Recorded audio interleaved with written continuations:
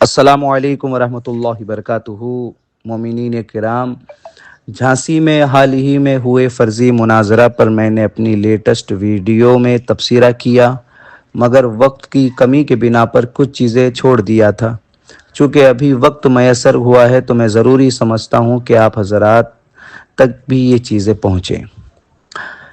اس فرضی مناظرہ میں بریلوی حضرات کی طرف سے مولانا افضل برکاتی کی کلپ سامنے آئی، جس میں موصوف نے کہا کہ یزید کے باپ امیر معاویہ نے سعد بن ابی وقاص سے گالی دینے کو کہا، اور پھر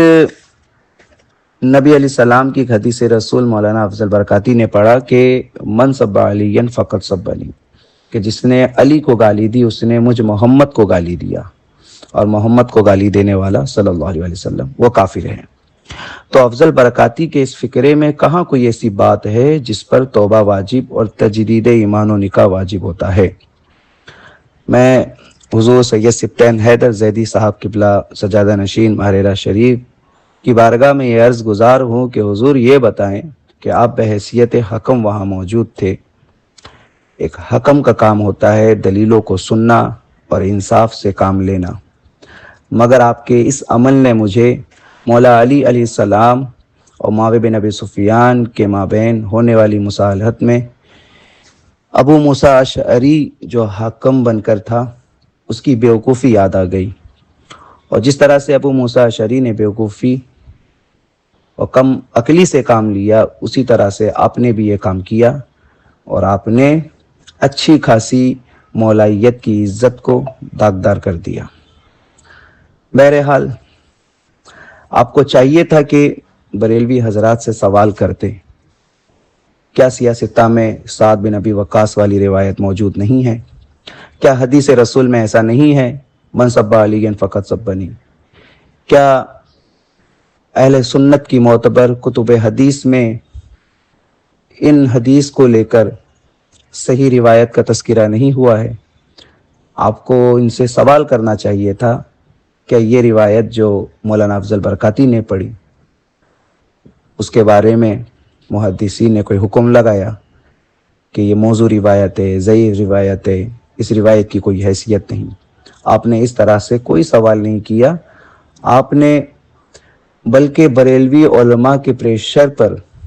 آ کر آپ نے افضل برکاتی سے توبہ کروائی۔ اچھا، میں آپ سے ایک بات اور عرض کرنا چاہوں گا کہ حضور سید سبطین حیدر زیدی صاحب یہ بتائیں کہ ایک محفل میں جس میں قوال یہ شعر پڑھ رہا تھا کہ مٹ گیا نام و نشان نسل امیر شام کا، پرچا اس پہ لگتا ہے اس شعر سے،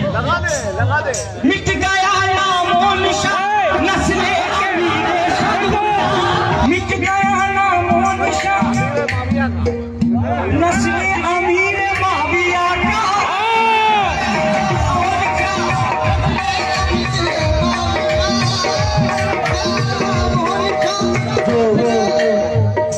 ماموں ہے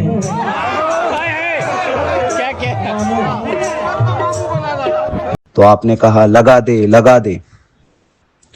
پھر اس نے قوال نے کہا کہ ماموں ہے، تو آپ نے کہا پوری امت کو ماموں بنا ڈالا۔ پھر اس کے بعد قوال نے اس طرح سے شعر پڑھا کہ مٹ گیا نام و نشان نسل امیر معاویہ کا، بچہ بچہ آج بھی زندہ ابو طالب کا ہے۔ تو آپ بتائیں گے کہ اس قوال سے آپ نے توبہ کرائی؟ اہل محفل سے آپ نے کہا کہ آپ لوگ بھی رجوع کریں؟ کیا آپ نے خود توبہ کی؟ کیونکہ آپ کا محفل سما میں جو عمل تھا،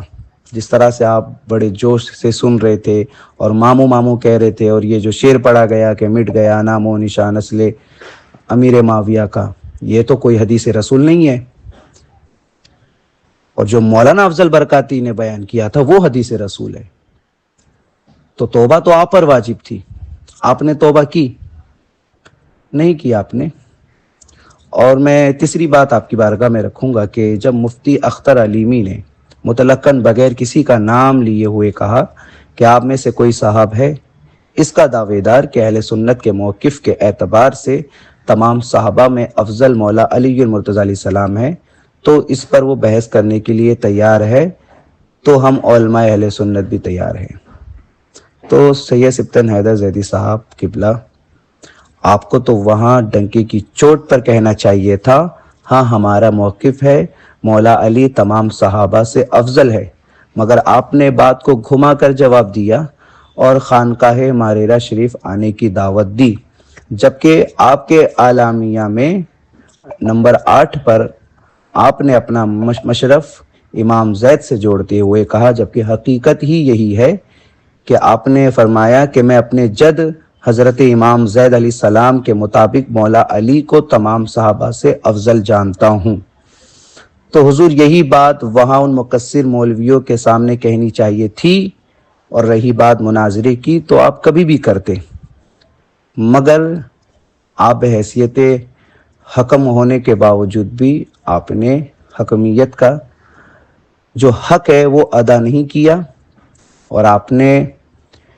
مولائیوں کو رسوا کر دیا۔ آپ کو اس کا خیال کرنا چاہیے تھا۔ اور ایک بات آخر میں عرض کروں کہ آپ امام حسن علیہ السلام نہیں ہیں، اور یہ دور معاویہ بن ابی سفیان کا بھی نہیں ہے۔ فقط والسلام۔